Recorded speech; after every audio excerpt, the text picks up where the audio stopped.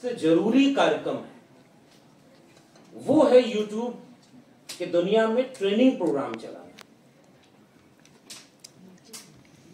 और एक दो बार तो कोई भी कार्यक्रम किया जा सकता है, लेकिन 5वें साल लगातार ये कार्यक्रम आयोजित कर ले गए और विपरीत परिस्थितियों में कर ले गए।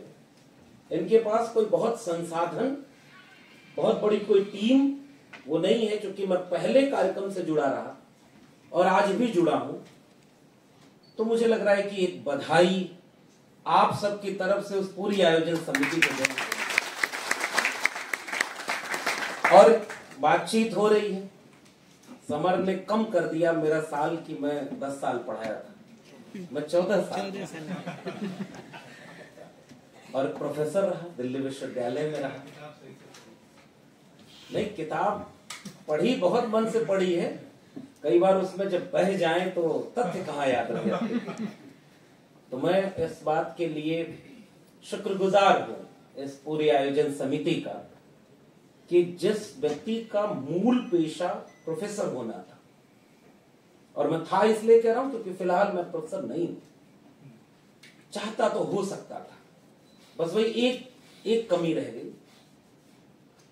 और जिसको मैंने अपनी किताब में भी लिखा है, बार बार बोलता हूं क्योंकि उससे हिम्मत मिलती है कि मेरे लहजे में जी हजूर न था और कोई मेरा कसूर न था।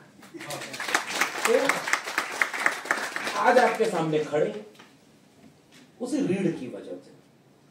और मुझे लगता है कि इस बहुजन यूट्यूबर मीट का एक कामयाबी इस बात के लिए भी है कि उसने रीढ़ वाले देश भर के बिखरे अलग अलग इलाकों में काम कर रहे तमाम लोगों को एक जगह इकट्ठा कर दिया है।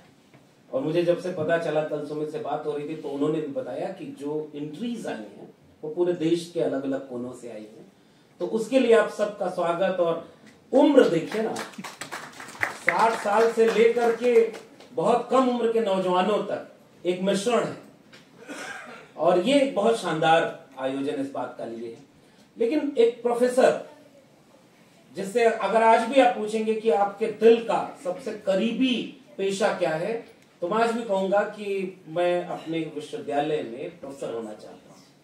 लेकिन हाँ, चूंकि वो परिस्थितियां नहीं है इसलिए हम वहां नहीं है जहां हमें होना चाहिए था, लेकिन हम वहां हैं जहां वो नहीं होने देना चाहते, लोगों के दिलों में, लोगों के जहन में और लोगों के यकीन और भरोसे में। और इसलिए मैं आज आपके बीच में हूं। और प्रोफेसर किस बात पर सबसे बेहतर बात कर सकता है, क्योंकि पत्रकार के होना क्या है वो पत्रकारिता के पेशे से जुड़े हुए लोग आपको बताएंगे। सुमित ने अभी बताया, और भी जो वक्ता आएंगे, अभी आशुतोष जी अपनी पूरी बात कह रहे थे, तो ये उस पेशे से सीधे जुड़े हुए हैं। समर बैठे हुए, ये तमाम लोग संस्थान में पढ़े हों या न पढ़े हों, लेकिन पत्रकारिता से सीधे जुड़े रहे। तो एक पत्रकार होने की तकनीकी खूबियां क्या होनी चाहिए, तकनीकी पहलू क्या होना चाहिए, वो आपको पत्रकारिता से जुड़े हुए लोग बताएंगे।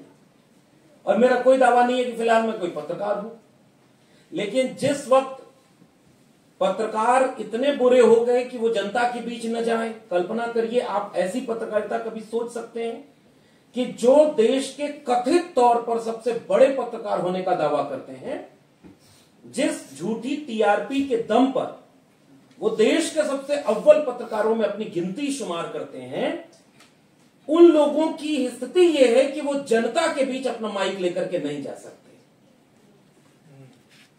वो अपने आम जनता जिसके दम पर वो पत्रकार बने हैं, उनके बीच अपना माइक लेकर के नहीं जा सकते, क्योंकि उन्होंने अपना यकीन, अपना भरोसा खो दिया है। और कुछ पत्रकार तो आज की तारीख में ऐसे हैं, आज जब मैं आपसे बात कर रहा हूं तो देश में पत्रकार ही नहीं, प्रोफेसर भी जेलों में बंद हैं, मुकदमा झेल रहे हैं। और कुछ पत्रकार ऐसे हैं जिन्हें Z+ सिक्योरिटी मिली हुई। पत्रकार को अगर सुरक्षा की जरूरत पड़ जाए तो फिर पत्रकारिता से जुड़े हुए हर व्यक्ति को सोचना होगा। मुझे लगता है कि उस बच्चे को सुरक्षा की जरूरत है जो साइकिल पर पत्रकारिता करता था, अब उसने मोटरसाइकिल खरीद ली है और मुकदमा झेलते हुए भी बेखौफ होकर के अपनी आवाज उठाने का काम कर रहा है।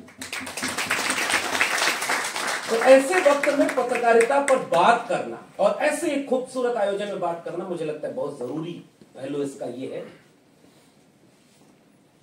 सुमित जब अपनी बात कह रहे थे तो उन्होंने कहा कि नारद को पहले पत्रकार के रूप में पढ़ाया जाता है, ठीक वैसे ही जैसे देश के विश्वविद्यालयों में ज्ञान की देवी बनाकर किसको पढ़ाया जाता है?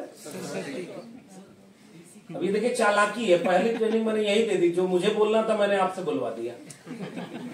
माइक में मेरे नाम के आगे रिकॉर्ड ही नहीं हुआ।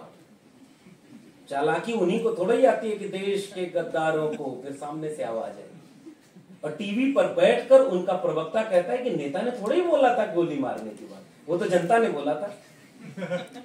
समझ रहे खेल आप?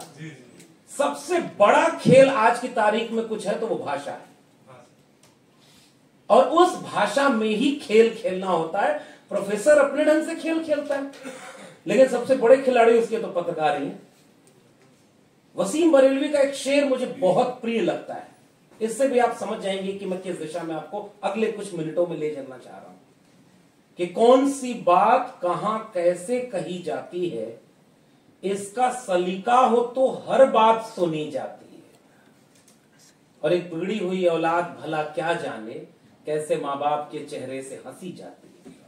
तो कहने का मतलब यह है कि कौन सी बात कहां कैसे कहना है। मेरी बातचीत का यही बिंदु कि जब आपके शैक्षणिक संस्थानों में मिथकों के जरिए कहानी सुनाई जाए कि नारद जिनका वजूद